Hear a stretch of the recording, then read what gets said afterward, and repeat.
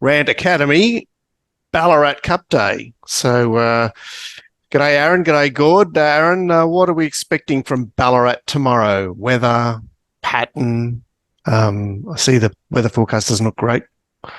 Yeah, it's chopped and changed a bit. We'll have to update it on the fly, but I've got it down as a 7.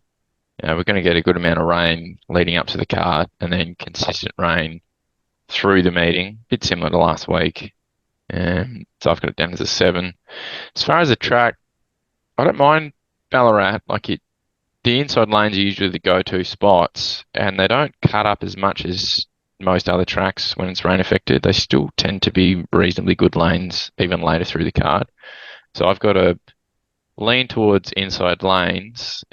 Leaders, it's a funny one when you look at the percentages, like the pots, like leaders are not suited when you look at that metric, but so many times I back one and they go down there for an easy kill and they go to the front and they win. So I think it's a little bit skewed. But this is not a normal Ballarat meeting either. So there's a lot of jockeys, trainers, pots, strike rates where you need to be a little bit cagey of because this is not a normal Ballarat meeting. Well, of course, it could just be that bracket of horses is overbet, but they still want to win tons of races. Yeah.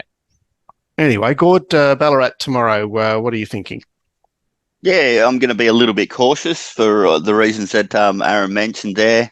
It's just a little thing is that, generally at these second-tier tracks, when they have an absolute A-grade meeting, which they do once or twice a year or whatever, patterns can be completely different because they're a different quality of animal, which means... And different jockeys. Yeah, which means there's a tendency for the better horses to be able to reel off late sectionals that weaker horses can't. And my general rule is the weaker the race is, the more you want to be map positive, which is going to be less significant, I think, on this card compared to normal pattern at the track. So, I'm very cautious here. This just looks like an Aaron kind of meeting for me. So, lining up all that bush stuff. And by the way, mate, putting in some stuff on Wednesdays. Wednesdays isn't going too bad. How did Glentanius go the other day, mate? Did it go all right or not? Fill up. What about that extra information in the room on Wednesdays and Thursdays and Fridays? Jeez, that stuff is actually flying. Yes. Yeah. And of course, you need to be a subscriber, Melbourne Pro subscriber, to have access to that channel. Obviously, there is some good general intelligence in the chat room itself, but the specific Melbourne Pro or Melbourne MYM channel is the place where you will find much more than just assessments or mounting yard. You'll get all types of lots of information to help you make your decisions. All right, race 1 at Ballarat. There's a bit of a Magic Millions flavour to this meeting, isn't there? Because they used to run the 2-year-old race around the other way. They don't do that anymore, do they? Yeah. No, they don't. I don't think they do. I haven't planned for them to do that, but I do remember when they used to go the other way. Yeah, I'm pretty sure they don't do it anymore. It was a funny thing. Was that before they built the synthetic track? No, I think it was a setup for what you're going on to. Right. As in Gold Coast stuff. No, I know that. I know that they were going, the 2-year-olds are going to be running. They're going to be running right-handed up the line. But anyway, that is race 2. Race 1, of course, is 1,400 metres. This looks might be a Vobis race actually. Sunset Dreaming on the 7-day backup is $1.80. Canyonlands $4.40. Raymond's Reward $6. Miss Tail Chief $10. There's 3 others that are pretty rough. I've got one of the roughies, Brain Fog, from the outside draw heading forward. Canyonlands holding its spot and Raymond's Reward in 3rd spot. How does that map sound? It all depends on how Canyonlands jumps.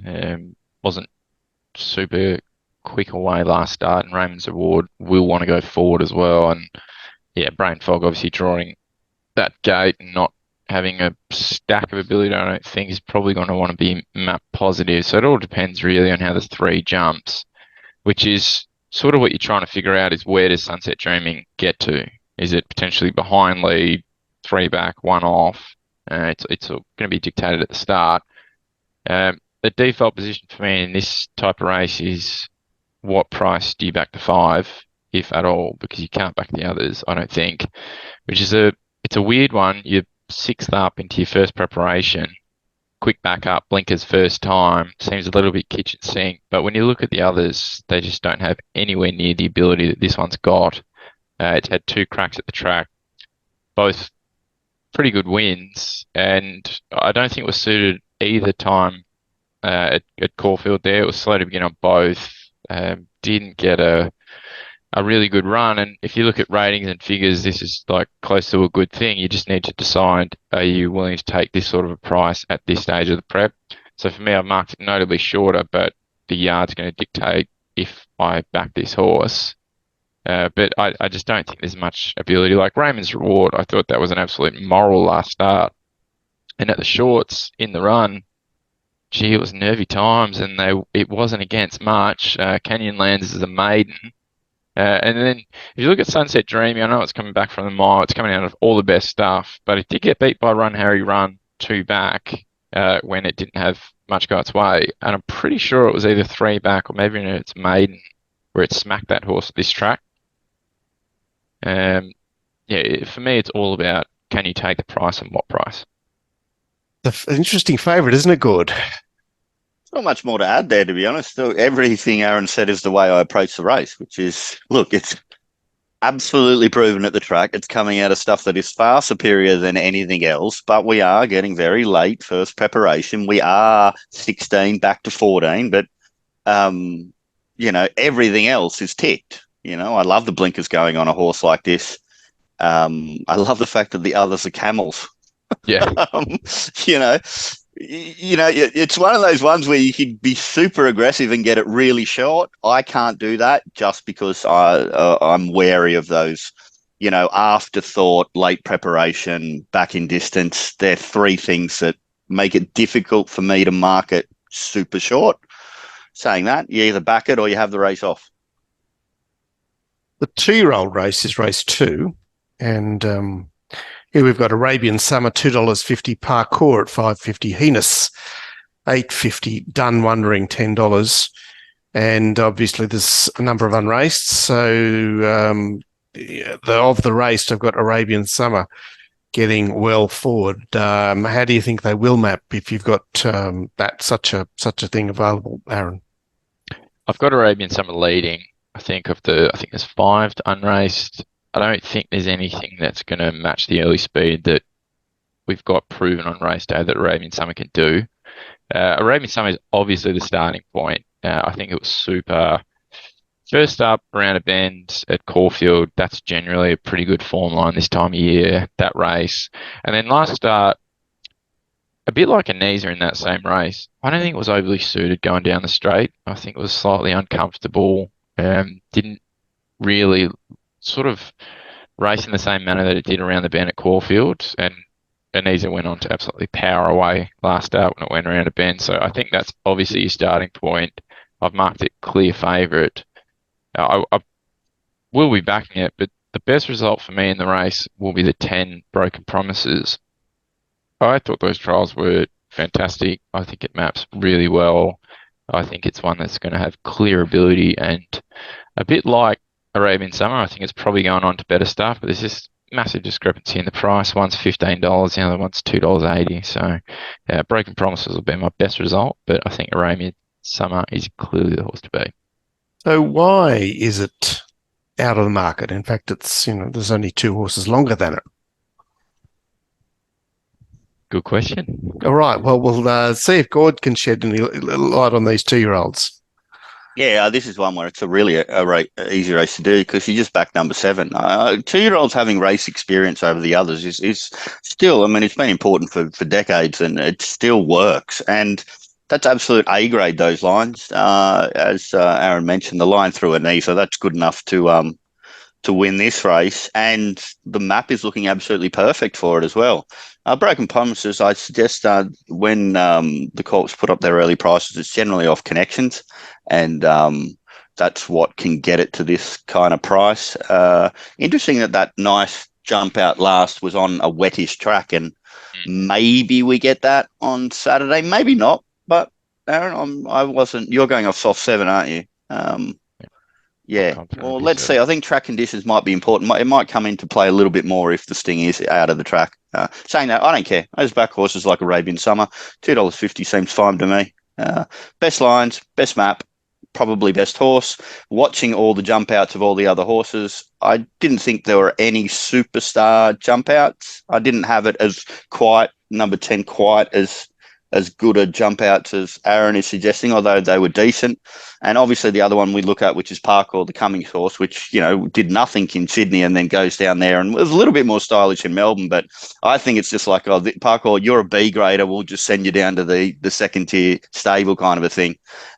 Sometimes that's enough to win races, but easy bet number 7. I was tying in Broken Promises with Wolfgang that ran second to it in that jump out and starting 550 SP against Bodyguard, and I thought this one actually jumped out better. Yeah. That's very interesting. I do like the sprint course at Ballarat. Is it anything like Sandown, Aaron? It seems to be the same shape as Sandown, and obviously got a 450 metre run in. Well, it's a shoot start. It's a bit more like... It's like Caulfield if they had a Flemington Straight. It seems a very gentle bend. So race 3 is again over the sprint course, this time 1,100 metres. And Give Giggles is, what have we got? This is a cheap race, benchmark 70F. Give Giggles $5. I'm a page 3 girl, $6.50. All About Eve, 7. And Cavallo Rampante at $7.50. I've got Give Giggles holding the inside. Where's Poppy thrusting forward? Tillotson from the deep, and Fly On By and Cadboll might be able to snag handy spots. How do you see this map? Yeah, very similar. Give Giggles will lead. I think that's definitely your starting point. Obviously, just won every start of the track. To get beat, reasonable distance behind Ray Magnero last start, tongue-tied first time on. But there's a few horses through this card that are tied in with Ray Magnero and are shorter in slightly better quality races. I've got a couple that I'm interested in at odds. I thought Screwed Down was a very big price, going up around 20 to 1. I think it's got some ability. I actually didn't mind the jump outs or trials. First up, I thought the map was going to work out okay for its racing style, and it's raced against proper horses, and it's coming slightly back in grade. The only other one that I could find at a price, and it was just a bit of a throw at the stumps, giving up 35 to 1, was Kahlua Falls. I still think it's got a pretty good race in it at some point. It's got really good career peak figures. And it's not a noted first up horse, but I just think it's a sneaky one that might get a good map, and it was a long price. It was worth having something on.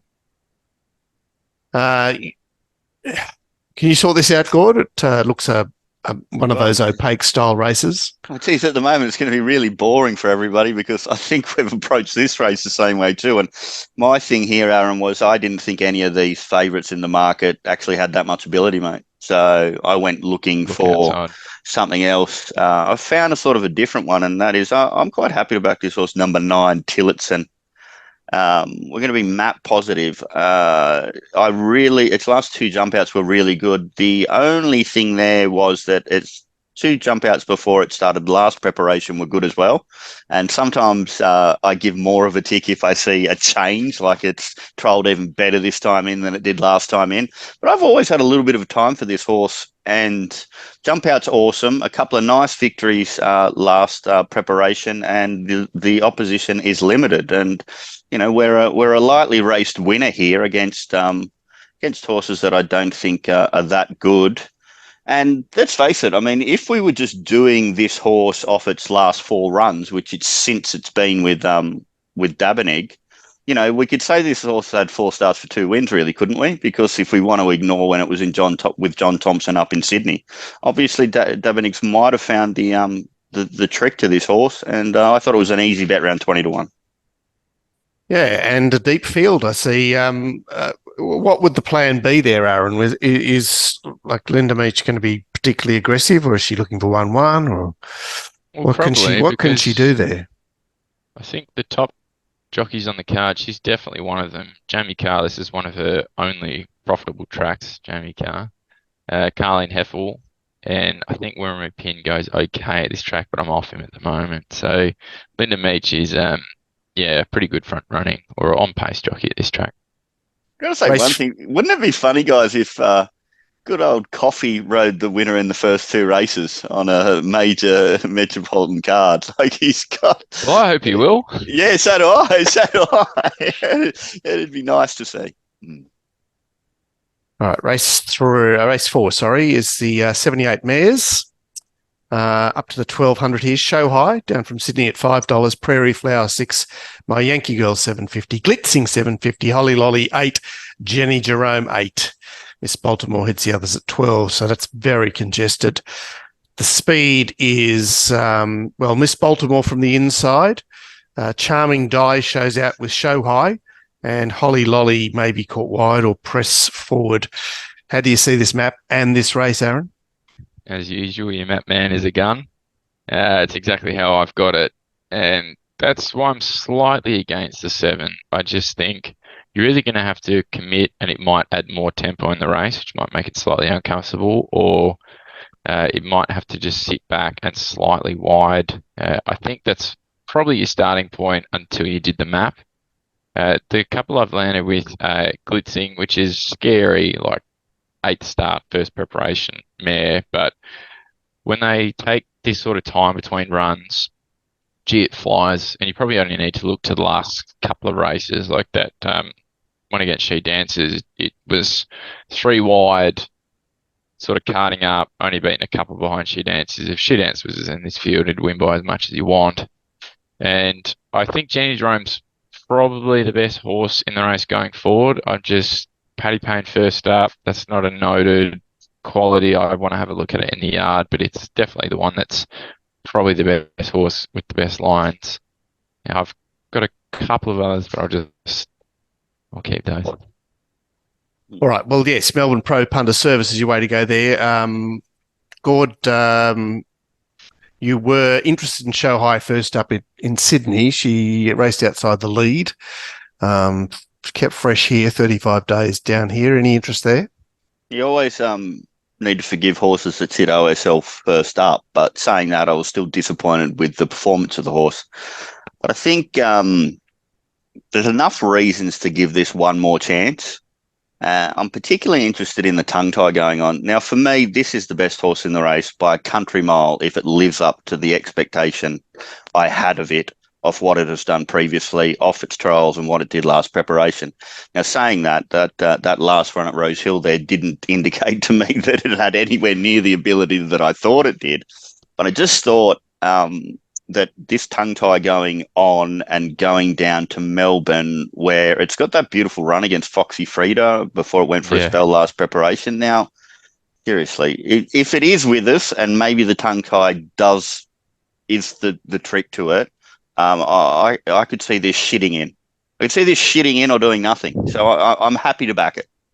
Only interested in one horse.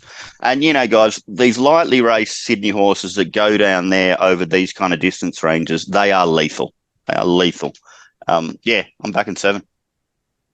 So and if it drops out and comes 20 lengths last, I don't care, guys. Still happy with the bet. Race 5 is the low grade staying race on the day. Both staying races over the cup course of 2,000 metres, and we've got Acceleration scratch from Sydney at $4.50. Independent Road 7, Kettle Hill 7, Convener 750, Harmisian at $10, and 4 to sort of poke forward here from inside to out. So Tycoon Beck down on the inside, Independent Road in the middle with Kettle Hill on its outside and Irish Butterfly the deepest. How will they sort themselves out, Aaron? I've got down here below average pace. Is that right? I've got it's fast. Okay. I think there's a heap of speed in this race. There's probably a few that are best if the race is genuinely run, and there's a few there that are also best when they go forward, but drawn slightly sticky. So they're going to have one option only, I think. And I haven't just set that up for my top pick, which is Acceleration, which I think is going to get a nice camp off them. I made plenty of reasons to back it when it was first up at about 10-1. And I remember saying at the time it was going to be a slow tempo race. And given that it was first up over a slightly shorter trip than it is suitable for, the only option was to go forward. and he didn't. He snagged it back, went back to last or second last, was slightly wide, and the late sectionals it did was extraordinary given how slow they went when it was first up, had improvement to come from the yard, not a noted sort of first up over that trip off a slow tempo. It hasn't really done that before. And if you go back through the lines last start, like beating a lead behind Pounding when Pounding was flying, the Aurora Symphony, Colac Cup sort of stuff, I think this horse has got serious ability, and I think the speed in the race, potential speed in the race, second up, is going to be perfect. I'm not worried about advantages and tongue tie first time. I don't care. I just think this is the best horse, and the $6 they put up was a crazy price. It's the only one I'm interested in backing. Gord, 2,000 metres. The most lightly raced horse is Convener with 13 starts. Doesn't seem like your sort of race. No, it's not. It's all really exposed. Interesting. It sounds like Aaron's really keen on number 8 there. I think it's the one you go looking for, but I couldn't find a way to back it. The horse at a little bit longer price, that it's all about track conditions. I thought this number 4, Harmisian or something like that. Yeah. Harmisian. Like if it was on a good track, I think it'd have a good chance. I'm a little bit worried about, like, with acceleration, which is obviously the one you go looking for, Aaron, it was a great return to racing, but then why do the 2 gear changes then? I'm thinking maybe they're nursing this horse, maybe it's got some issues. Because if I didn't have that sneaky suspicion, I'd like it. Okay. Yeah. Seems an interesting selection that we will know more about tomorrow, based on track condition and parade.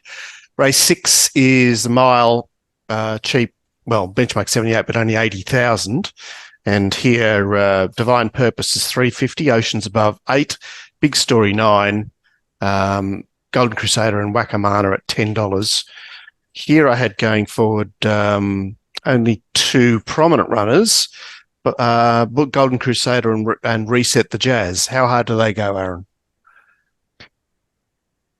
It depends. Like, is Extra Elusive still in? It definitely been scratched for tonight. I hope it's been scratched for tonight. No, extra Elusive is in tonight. Okay, good. Yeah, probably a bet tonight. By the way, about $9 at the Valley. I've got Golden Crusader clearly leading, Reset the Jazz going OSL, and I think Divine Purpose probably ends up 1 out, 1 back and gets the suck. I think it's clearly the horse to beat. I just couldn't get it quite as short as it is at this price. I thought it was a super return last start. Probably should have won the race against decent quality. It improves when it goes up in trip, which is my slight query, saying second up at this distance. But one thing that Gordon and I have really noted in our review shows over the last few months, and I think we might have even mentioned on a few previous shows, is Moody's not a first up camp anymore since the partnership. You really look for him like third up. So a first up flashing light run like that from that camp is time to get involved. But it's just real short. I do think it's one to be, but I'm not sure if I can get involved in this price. I'm going to need to see a good improvement for the yard to step in. I thought the one at the price at early markets to get involved with was Oceans Above. I don't think the map's going to be that difficult for it. I think it's been flying. It's a bit of a profile horse. It's third up to the mile. It's Blinker's first time. And that run behind Jimmy Star could be going on to anything. And it was probably, outside of that horse, for the last 200 and 400 metres, the best sectional horse of the race coming down the wrong part of the track. So I thought that was the one that you could play at the early price, and Divine Purpose potentially gets out, and then you can back that as well to have a nice result. Divine Purpose, Gord, 3-year-old, was a 3-year-old filly going up to the Oaks distance in Brisbane, has returned. Any interest there? Mark, I love horses like this. When they go up, well, not go up, but but when they try and get this, what can we say? When they're females and they try and get this listed or group stuff next to their name, so they really get over distance and they go to Queensland and whatever, and then they come back and have a nice spell with a good trainer, and then returns to racing like that. I think it could be a moral number 16, Divine Purpose. Problem is, C. Heffel is that kind of jockey where I'm cautious about The most profitable jockey at Ballarat. Well, maybe that overcomes it, but maybe there's a lot of cautious punters when it comes to Carleen. Yeah, but I mean, the thing is, those that, as we mentioned at the start of the show, those you got to be careful about all those figures because it's based off non-primary racing, and this is primary racing. So you're going to have some stats and some data there that isn't going to give you the true reflection of ability on tomorrow's card. So yeah, no, I'm keen on 16. It fits a lot of things that I go looking for. The other interesting one, Aaron, and by the way, I haven't had the chance to watch the jump outs yet. But this 17 Torrenzino, I see it's had 2 jump outs to kind of get ready here. I just like the fact that it's got, a proper metropolitan victory at Caulfield there last preparation. And I like it when when these ones sort of resume over 1,600 metres and they're lightly raced sort of winners, and I'm getting $16 to find out. So, with a hot trainer and a hot rider. I remember, we obviously discussed this horse in the previous shows back then. Yeah, I think I've made it a horse to follow off its last 2 starts. Gun trainer jockey combo at this track, and I've marked it shorter than the market. But I think maybe, so we flushed you out there, did we? Yeah, you've twisted my arm, but I think this is going to be one that's better second, third up over slightly longer. But this is a horse of serious ability, Torrenzino, and one that didn't really handle those tight turning tracks because it's a big lopey thing. It needs to get into its action. So when you get it to a track like this with a long straight, you might get some of its best work out of it. Well, there we go. Geez, Mark, I must have done a lot of work in that race. I'm 16 from 17, mate. On overtime. Jesus Christ. Race 7 is the, it looks like a Magic Millions race to me. 1,100 metres, 3 and 4-year-olds. A Little Deep is $2.80, Spicy Marg $6.50, Baroque Road 9, a Vagrant 10, and I have 5 bits of speed. But Spicy Marg's holding the inside. Philosopher surging forward from wide out. He's got to get across Zoo Sensation and Baroque Road, and Berry Bubbly shouldn't be far away. How will they sort themselves out, Aaron? I think Spicy Marg will lead. Philosopher will. It's forced to come across. It's a strange horse, Philosopher. We had a good result on it in the channel. There you go. On this one when it blew, and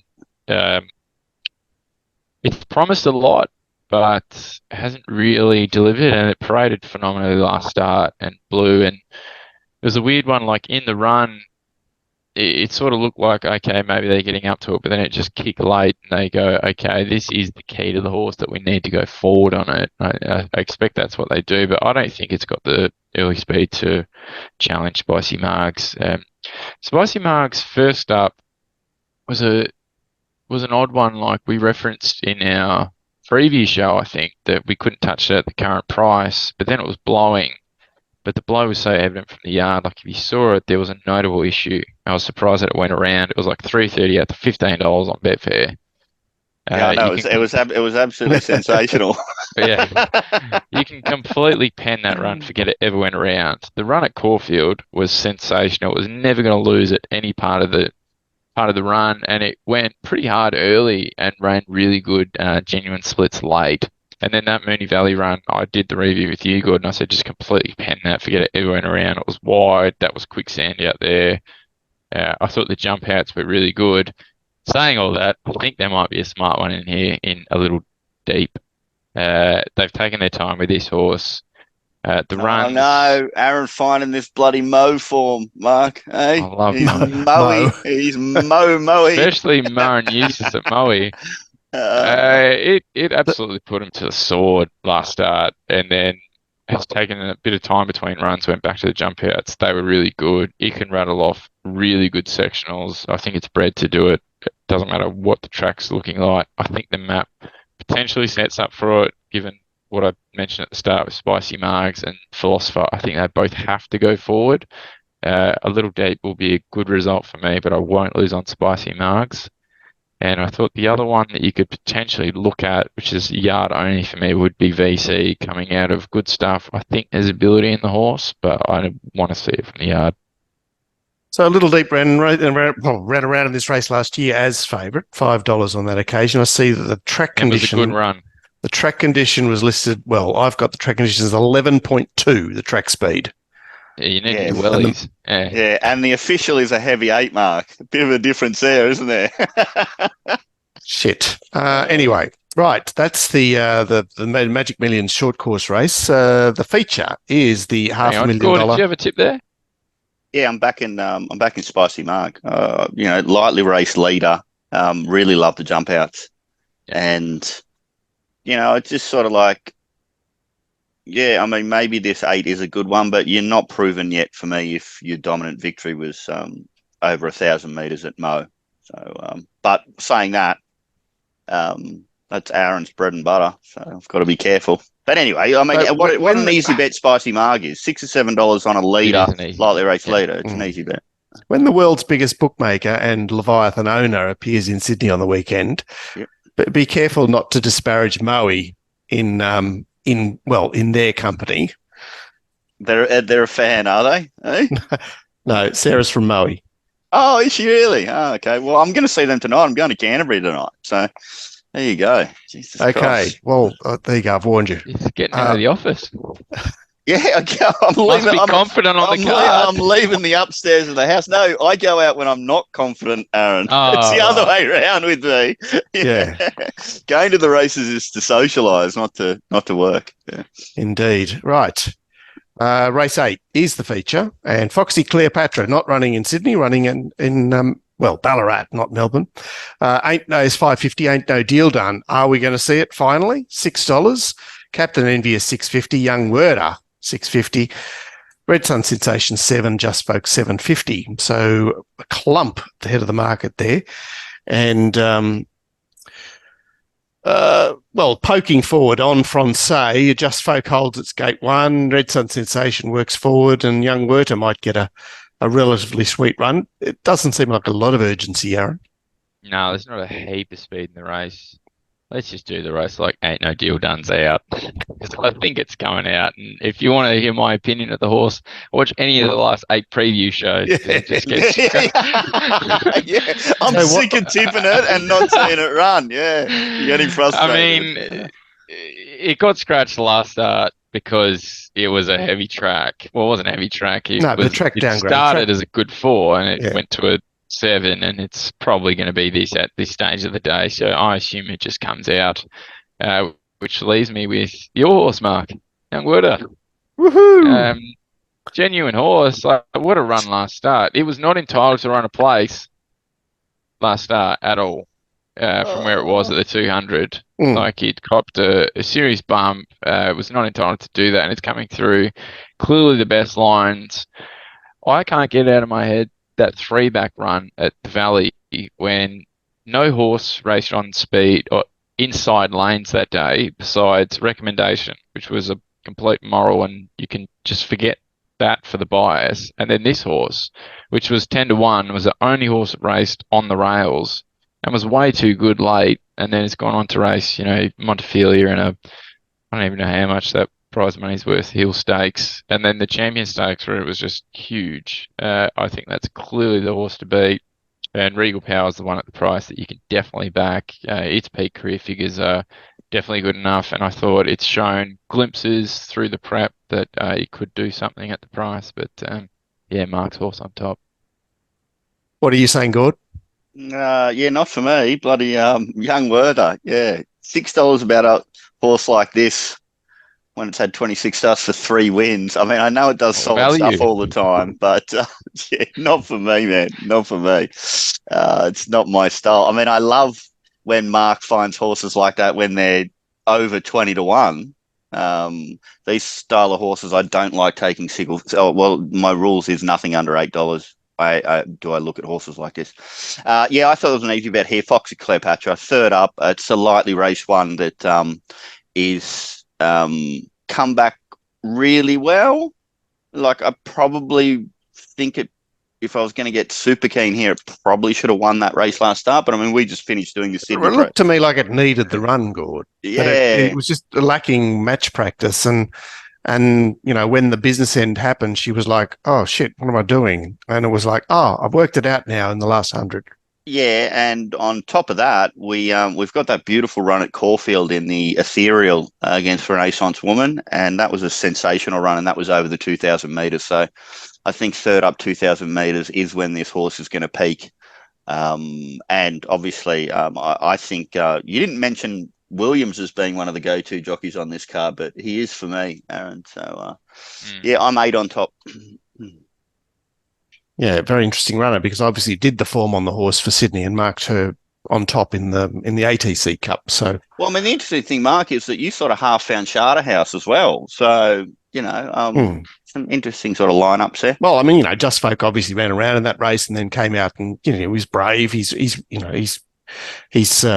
really found a very sort of solid, consistent vein of form. We mentioned in our review show with Just Folk. So we made a late adjustment when Ain't No Deal came out. Well, Ain't No Deal Done came out to back this horse off the sitting OSL, off a hot tempo, and likely to do the same thing third up profile behind Keats when there weren't many behind it that might have the dash to get past it. It couldn't go an inch faster and it fell in. I'm going to be against that horse. Fair enough. The penultimate is... Hey, Aaron, Young Word of Foxy Cleopatra. I think that's $1 billion, mate. Yeah. Double. Race 9, the penultimate, Taunting, which showed quite a bit of speed last start. $3.80, Sebenak down from Sydney, $6. Sacred Palace, $7. Zach the Boss, $7.50, and Alicia Roma, $8.50 ahead of the resuming King of Hastings at $10. Rosalia from a wide draw to show out from Taunting with King of Hastings fresh just behind the speed. What are you saying about the map, Aaron? Something fairly similar. I don't think Taunting will go quite that forward. I think it'll tuck in. I think Zach the Boss will go forward as well. Taunting was an obvious starting point for me. Really good off the Adelaide run. It was always going to be the query against Ashford Street, which we're keen on at the Valley, and I thought it raced really well. And then last start at Cranbourne, I know it's like fifth start this preparation, but when you're winning by that margin, fourth up over the 1,000, I think as a gelding, it just shows it doesn't really matter. You're just going to hold your form through the preparation. And it's one that is much better with the cut out of the ground, which is definitely going to be at this stage today. We don't know whether it's going to be soft or heavy, but I think it's mapping up and setting up well for this horse to go really well. There was one... I've priced it slightly longer than the market, but I'm a little bit worried about it, and that's Sebenak. I think it's got ability, and it's had a heap of excuses, and I think it's just going to show its ability at one stage, and it's going to catch us all off guard. But at the current price of $5.50, it's not a bet, but it's one that I'm just a bit it's been priced like it won the race last week that it never saw daylight in. Yeah, exactly. Good. This sprint race, surely there's something here. Yeah, it's bad. It's the favourite, number 3, Taunting. I mean, it got some favours there, but Crossed it was super dominant, man. I love it when horses are powerful through the line like that. And then, the way it won that race, just to me seems that up to the 11 is going to be even better for the horse. And then you look at its record over the 11, and that's sensational as well. Yep. I mean, I was sort of a little bit cautious when it came to Moonee Valley off the Morphfield stuff because, I struggle to line that up. But Jesus, it's been going really well, hasn't it? Sprint horses from South Australia have been coming to Melbourne and just going awesome. I just thought it was a super easy bet, man. I'd be willing to take a lot shorter than it is because I don't think there's a lot of talent in this race. The nightcap is 1,400 over 1,400 to benchmark 84. And Atmosphere, good old Atmosphere, down from Sydney is $6.50. Lounge Bar Ruby $8. Baldino $8.50. Brung King, Meridius, and Space Tracker, as well as Rogue Rocker, all $10. Space Tracker we saw a bit of in Sydney last preparation. He's drawn second from the outside. Dubai Poet, I've got trying to get across. Atmosphere gets out of the gates handy from gate 1. Baldino and Brung King hold their positions in between Atmosphere and Dubai Poet. How will they sort themselves out, Aaron? The only other one I'd add to that is potentially Loungebar Ruby goes slightly forward, just sitting off them outside the speed. 1 out, which is the horse I land with, which was $9 yesterday. I think this is a bit like Acceleration. I think it's just such a super easy bet. That first up over 1100 was just a barrier trial for it. And it raced really well, only getting beaten a couple, and we've already referenced a couple of horses that are tying in with the Raybeck Nero form lines that are come up reasonably short. It's one that appreciates the cut out of the ground, has never done anything first up, maps really well, and the second up to 14 is just going to be perfect. And all the lines that's coming through, like your Golden Pass and all these horses, I think they're so much better than what most of these are potentially coming out of, or they're a bit exposed and limited, and there's question marks now. So I thought that was just a really easy bet. 11, Loungebar Ruby. Okay, good. Yeah, super easy bet for me. Number 16, Space Tracker. I really like that trial. It was super professional, showed a stack of pace. And that was over the 12, which shows a lot of intent to have it primed for this 1400 metres first up. It's map positive from a wide draw last race of the day. And it's got Sydney form around this distance range, which I think is superior to Melbourne stuff. So, yet again, just a super easy bet for me, number 16, Space Tracker. Okay, well, let's look at Ballarat, and obviously you need to watch this space. You'll get updates in the Melbourne Pro channel because Aaron will be on the ground, assessments and mounting yard and weather tracking.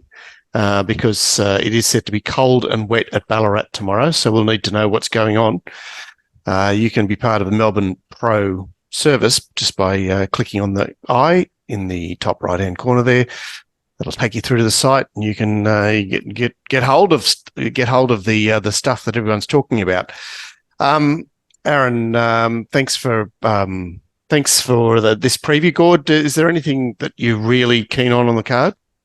No, because yet again, when you're at a non-primary meeting on a Saturday, you just got to be a little bit careful. I get excited when I do a race mark, and I'm like, oh yeah, look at you, and then I've got to restrain my enthusiasm. So. Yep, the straight jacket starts appearing. Anyway, that's the Ballarat preview. Of course, there's an Eagle Farm preview around. Gordon and I just recorded a Randwick Villiers Day preview with Glenn, and so there's lots of content. I'll be around for a top-up show for members tomorrow, and of course, and I'm the just rant. about to do a Hong Kong show. That's right. Yes, for International Day on Sunday. So yeah, it's a monster. It's a big weekend. We hope it goes well for you. See you soon. See you guys. Good luck.